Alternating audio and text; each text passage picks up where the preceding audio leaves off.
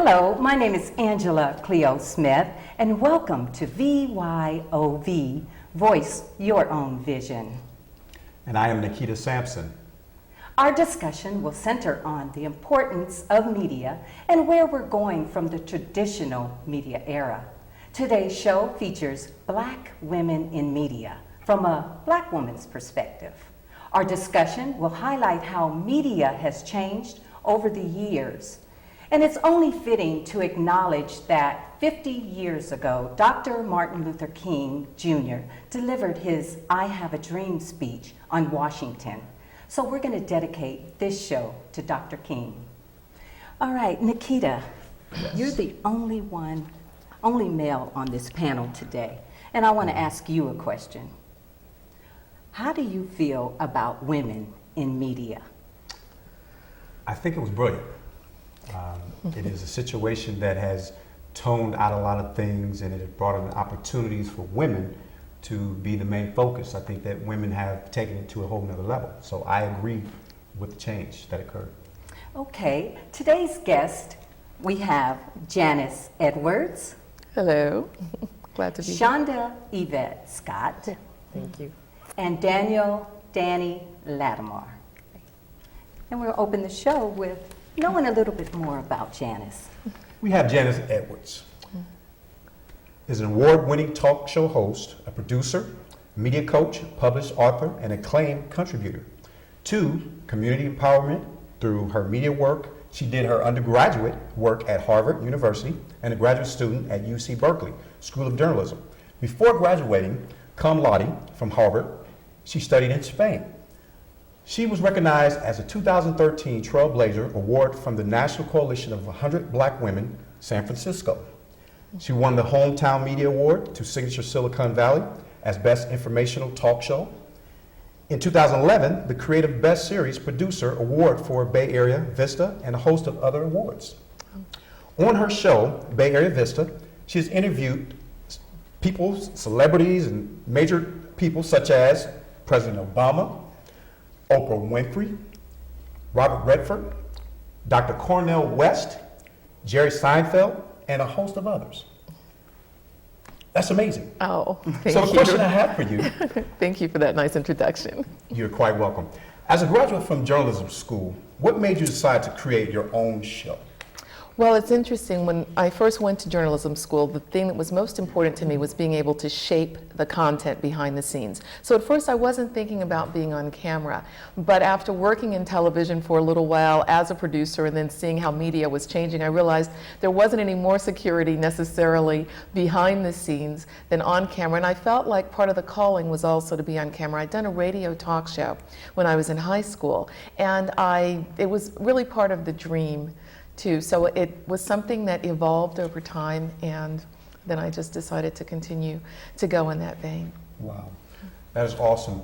And since you've been in the Bay Area, you've done a number of things, but I'm just curious, has there ever been an opportunity that you thought of maybe leaving the Bay Area to work at a major networking station? You know what I did at different times? I actually once was talking with people. I grew up in Atlanta, Georgia, and at a time of family crisis, my mother was ill, and in Atlanta, I was talking with people at CNN about possibly working there. As it turned out, opportunities remained open here, and I wound up moving her out. But I call myself a Bay Area semi-native because although I didn't grow up here, I really love it. And there's been so much in the Bay Area in terms of media and opportunities, so it's just remained home for me. Oh, wow. Oh, wow. We're very elated to have you here. Oh, I'm excited to be here. Thank you very much. Okay, there's Janice Edwards, and we're going to talk more about Black women in media. But let's move on to Shonda Yvette Scott, and she created Total Concepts 360. It's a consulting firm in 2006, which provides services to organizations needing public relations and management support. And in 2002, she was appointed to President Obama's, actually that was 2012 because that would have made sense. 2012, she was appointed, which is, I thought was a great honor just to be a part of that, but she was appointed to President Obama's Platform Committee. She's recognized as Woman of the Year by the National Women's Organization. And she serves on the White House Council for Women and Girls. In addition to her civic work, she is the executive producer and host of the talk show Spotlight with Shonda Scott in Oakland, California. Welcome, Shonda. Thank you. And my question to you, because you have such a great background, what inspired you to want to be in media? Well, my passion actually is in film and production. I like the behind the scenes part. That's just my passion. Initially, I'm a business person just by nature, and so my family was in business for years. My great-grandfather was in business, and I'm in business too. So I'm a business owner first, but I've always had this passion for creativity, just from loving theater and acting, from high school drama plays and that element. But when I had a fascination for news media, but I've always wanted to tell the stories in a different way, not like in the traditional way. Mm-hmm. So at first I came up with this idea, like, let's do Pillow Talk on public affairs. And we did this show, and friends of mine who are high officials, we all came together to do this show, but it was just a passion, so it was a production. So when I had the opportunity to do some public relations work for the school district, part of what they wanted was to do a talk show, a TV show. And so I was like, oh, that's perfect. So it was a perfect element with my business background, and then my passion came together for that opportunity. And from that, we're on our seventh season. And from there, now I actually produce the show as a community benefit to the district, to Oakland School District. But it's broader than just Oakland. We talk about success stories in the Bay Area, and we talk about people doing, like I had a chance to interview Ambassador Andrew Young, and had an opportunity to talk about the civil rights movement and him walking with Dr. King, and how that's impacted our youth and some of those stories. Because my family actually always exposed us to that type of history, and I think it's so important for us to do the same for the next generations, because that's how we learn and that's how we can embrace who we are. Mm-hmm. So mine came through passion. So mm-hmm. I always had an interest in politics. I'm a business and political science major, but the passion was always in the film and the media part of it. Mm-hmm. So I wasn't the one necessarily to be in front of the camera. Exactly. That's the same way with me. I was thrown into television. I was selling TV advertisements. Wow. I was like, I want to make a little money. How can I do that? So I started selling my commercials, and so after that I was able to be in the commercial, write the commercial, and then sell it as well. And then next thing you know, we need someone to do a show. So I was doing a show 3 times a week, and I said, well, what should I talk about? Just talk about anything. So I was basically... You were drafted. I was drafted, so I know how it is. Sometimes you go to journalism school, in which we're going to talk a little bit more to Daniel, who's, she's a freelance journalist now. Yeah. So if you could tell us a little bit more about Daniel. Well, we're also happy to have Miss Danny Latimer with us, a recent graduate, which I think is an awesome idea to have her in the forefront. From the Bay Area, and attended college at California State University, Northridge in Southern California.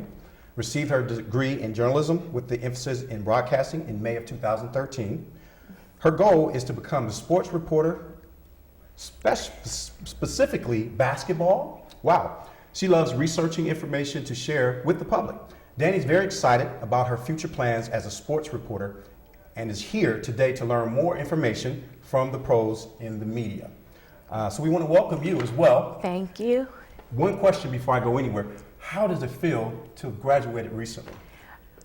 It's just now hitting me, because school just started on Monday, and it's like everyone's talking about, I'm in class and I'm here. I'm like, I'm at work, and I'm like, so it's like, even though my degree came in the mail and everything, but it's just now hitting me. So it's a great accomplishment, and I kind of miss it now. So wow, yes. Congratulations. Thank you. Mm-hmm. So you want to be a sports reporter.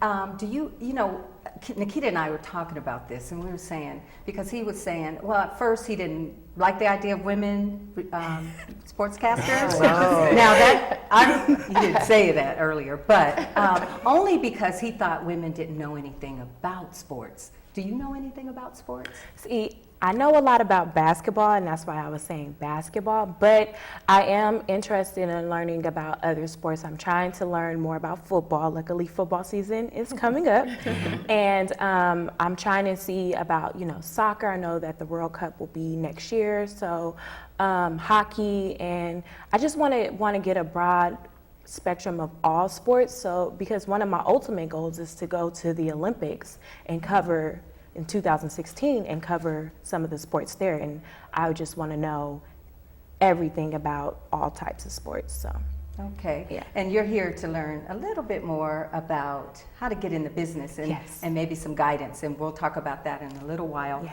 But what I wanted to do is talk to the panel about their own content and programming, and how much control do you have over that, and how do you feel that it's important as opposed to being on maybe mainstream media who maybe hands you, the report for the day, and you have to report it. You don't know whether it's true or not. You didn't do any research. And with you producing your own show, you have more control. So let's start with you, Shonda. What do you think about having, being My able own to- content. Mhm. For me, that's the most important part for me. That's why I do like the behind the scenes and being the producer part, because I like having the ability to have the freedom to tell the stories that you want to tell. That's my passion in what we do in any of the areas. Because my brother and I also have a production company, and we're doing actually the mainstream media, but we're telling our stories. And that's the same thing with what we do at Spotlight. It's the telling of positive stories, and the stories the way we want to tell it. And I understand people that worked in mainstream media, sometimes that's a limitation. I have a number of friends that are producers for major networks, and they have these stories that they want to tell, and they can't tell them. I just was at a conference with Soledad O'Brien, and she was saying it's so freeing now that she owns her own content, and now she can tell the stories that she couldn't have told when she worked for that big network. Right. And I just see her just taking off. I told her she's going to do better than she's ever done before, because now she has the freedom and the creativity to do and tell the stories that people really want to hear. Everybody tells me all the time that we like to hear the positive stories, so I don't know where this misconception is that people are. I mean, there is some fascination with the negative, because you just want to know and be aware, but you're not that fascinated where every day you have to be inundated with just negative stories. That's not our experience, and that's not what we tell. So since I'm an Oakland native,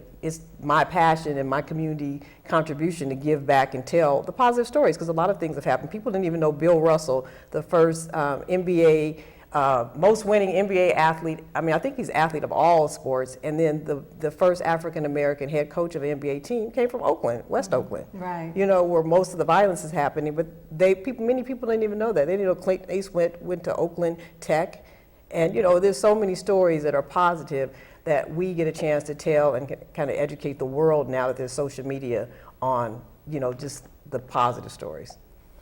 Wonderful. And Janice? It's interesting that you mentioned Soledad O'Brien, because when we were both working for NBC at the time in the Bureau, we used to talk about the different stories and fighting for stories. And having done that as a reporter, it's always been important to me to have that input as a producer. Even when I was doing updates at KRON, I was at KRON's Bay TV, I was also writing the content. And one of the reasons that I chose journalism school instead of going into international law was because I realized that law follows society in many ways, but journalism has an opportunity to show and highlight those stories. And I wanted those positive stories, especially of African Americans, but people who are disenfranchised and don't have a voice many times. And so I agree with Shonda that being able to do my own content and make a decision about that is so critically important. Just did a show on the 100 Black Men of the Bay Area Community School, and being able to highlight these incredible young men who are young scholars, and having people see that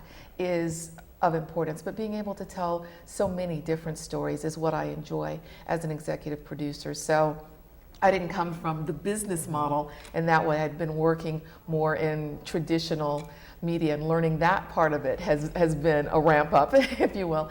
But it's such a blessing to be able to hear someone share something and say, I see a story there. I think that what citizen journalism has done is it's made it more accessible in many ways, but it's important to also continue to have that balance. People trust you when, even if you're saying, we're talking about this part of the story, and we also invited people to share this view, because that says we're able to have dialogue about all of it, but we come from that perspective that there are positive stories, that spirit ultimately triumphs, and the people who have faith for that and work together are the people who are really the majority in the world, not those stories that are always the flash or leading the news. And you know, and that's what I appreciate about having your own content and be able to produce your own shows, is because of the highlight of some of the negative aspects, especially here in the Bay Area and Oakland and some of the other areas. So to produce something on the positive side, I think that's just so wonderful. And I was just thinking about Danny, you know, as a sports reporter, do you think that you'll be able to, or would you like to be able to write some of your stories or pick and choose some of the sports events that are out there? How do you feel about that? Yeah, definitely. I know that, you know, since I'm just starting off, I would need to at least, you know, get some type of foundation so that I can go and be successful in that. But I think that being able to tell stories about people who come from the same place as me would be amazing. And I think that that's great. Yeah. Wow. Yeah. I know one thing I liked is the fact that you didn't just stop at basketball. You kind of filtered through the other sports, which is very important nowadays too. Yeah. You know, Oakland Warriors are looking much better now, so there's lots of things to face on. But I wanted to pose a question as well. Does journalism school, in your guys' thoughts, do you believe that it still exists or need to exist? I think so. I think there's value in it. I wouldn't discourage anyone who has a passion for sharing stories if they can't go, but I know learning about the law in journalism, as well as having stories and even having experiences where in journalism school I had to confront professors who said, well, we don't want you to do this particular story, it's too easy for you. And say, well, no, that's not just because it's coming from this community perspective and you have a perception that if I do stories about people who don't look like me, it's harder, is fallacious. The story is important, but all of the training that you get will serve you so well in terms of balance, in terms of tenacity, in terms of just strategy, and I think that there are advantages to it. What about you, Shalane? Oh, absolutely. I think education in any form is important. And then you can go as high as you can go. You can't go wrong with that. So I believe, and I'm liberal in some sense, but I'm very traditional in others. So I have that kind of balance. So traditional journalism, I'm always fascinated with people that have gone to journalism school, and that was their passion. I'm just more, my perspective is more broad, and I follow just my heart and my passion. So I could be in politics in a room one day and out at a community meeting with, you know, community people. And the next day I could be at a, you know, a red carpet film screening one day, and then, you know, at church with my family and community the next. So I'm just that, I'm eclectic like that. I'm Aquarian, so that's kind of where I am. But the writing, law school, journalism, all that is just fascinating to me, and it would be awful if we got to a point where now social media and all the texting and all the other things we do to spell check and people don't continue on higher education. I mean, that would be, you know, a travesty. You definitely give you a solid foundation, I think, especially if that's what you're interested in. And I think that might have answered your question, because Danny and I were talking and she was wondering, you know, should I go and, you know, she got her bachelor's, and should I go and get a master's degree? Should I continue? So was that something that kind of answered your question? It was something that I was, you know, a little confused about, because, you know, coming out and you're applying to jobs and it's like, oh, you need 10 years, and I'm like, 10 years experience and all of this, and I'm like, well, where do I start? You know, I have to start somewhere to get to that 10 years. So I think that you two made some really good, valid points, because I know that I have come from a solid background, but I guess I'm wondering if I should try and get my foot in the door now, or, you know, should I start looking into grad school? Well, you actually can do both. One of the first shows I did when I was in grad school was at KDOL, and there are opportunities. So it might take a little more work, and this is something you probably learned in school also, that there will be people who will say, why don't you come hang out more? And you find that when you have a passion and you actually have a mission and a destiny and a calling, that it might mean that if you are in grad school, but you're also doing a show at some times, you'll have extra hours where you're doing that work. But you can find ways of doing both. So I encourage you, just like you know sports is your passion, to listen to your heart, and you will find ways of bringing those things together. I'm also an Aquarian, very eclectic, and I have background in theater as well, and I wondered, how am I going to bring all of these things together? Okay. But there's something that we see about understanding and talking with people too that ultimately does. You mentioned Ambassador Young, and he actually was one of the carpool daddies. He used to drive me to school in Atlanta along with Maynard Jackson and Vernon Jordan. And we used to, and my mom taught with Dr. King's sister. So in that era, and having just seen The Butler, you look back at what people were doing, and there was so much that was done. And so now it's important to understand that you can possibly do both, but really tune into your heart and what's true for you. You may decide to work for a little while and then get the training in journalism. These days, there are opportunities to do a little bit online, a little bit hands-on, and really just put it together in a way that works for your life. Yeah. And I always say, go ahead. I tell my son this too, I say, if you're gonna do anything, do what you would do for free. So sometimes you have to do things for free. I mean, I do things in business, and sometimes we're doing things just as a contribution and volunteering, and you never know where that will turn up. You know, and so that's what I always tell every youth. So if you can't follow your passion and do it for free, then don't do it, because it's not your passion. And that makes sense, especially telling your children that. You know, when I went back to school, I started back doing my bachelor's, then I went on to my master's, and now I'm in my doctorate program, because I felt like at the master's degree just wasn't enough anymore. But I'm continuing to do the things that I want to do. And then as far as media is concerned, you know, I'm going to be working with schools and bringing restorative justice in schools. So with this platform, now I'm able to now tell more people about it, some of the awesome things that the people who are behind the scenes with restorative justice. Our Joy is in Oakland, California. I think you may have heard a little bit about that. So anyway, the media is a platform where you can do a lot of things, but at the same time, education.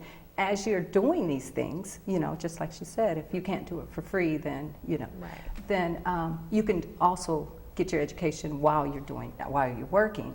And that's going to lead into the next question that we have for you, our panel today, is where do you think the future of media is going? I mean, we have the social networks and we have a lot of things. And Janice, what do you think? Where's the future? And we were talking about tradition to more contemporary. But. Well, I think where media is going is really where empowered voices and voices of integrity will reign. These days, with so much reality TV and people feeling that they have to share everything, there's been somewhat of a pullback too to say, what do we want to do to still communicate from that place of authenticity, but then to share in a way that is actually shaping something. For a while, everybody was saying, oh, you can just do a video, put it on YouTube, and it's fine. But you know, just like you have the experts here in the studio, when you have that dedication and that expertise, what you produce is a better product. People respond to that differently. So I think that there's been an adjustment, just like advertisers have said, because of social media, now people are telling us instead of us pushing things at them.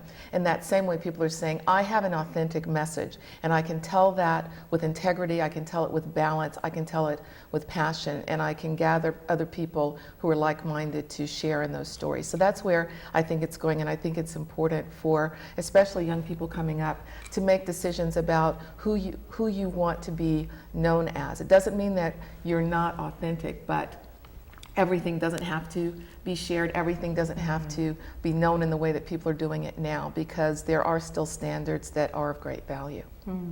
Absolutely. And Shonda? That's funny. Your comments actually made me think of when the first time I met Maya Angelou was at our home, and and I asked her, I was like, "You're a poet. I'm a writer. I want to just know, like, what?" And she said, "Tell everything. Always tell the truth, but don't tell everything." And that was what she's saying as a writer. But you're right, because reality TV, it doesn't really tell everything either. But it seems like it is. But I just feel the internet has opened up everything to be more global. So I'm traveling to Africa, and they don't have running water in areas, but they have a cell phone.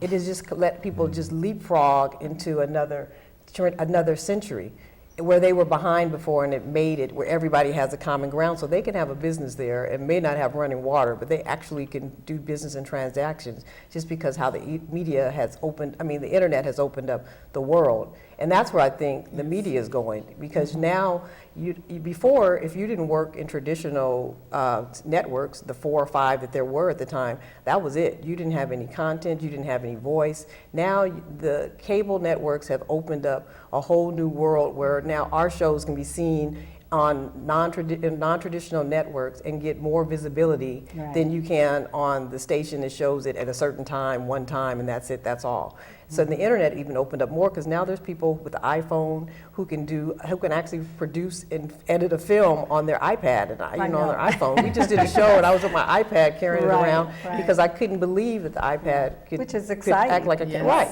So at in the studio now at KDOL, they have robotic cameras and all this technology. So yeah, so it's just going to a whole nother level, and I'm fascinated to see, because just like my son, I feel like I'm a writer by nature, so I still have to longhand write everything and then type it. That's just my process. If I don't do it that way, I just feel like I'm missing something, because I'll write poems that way, everything.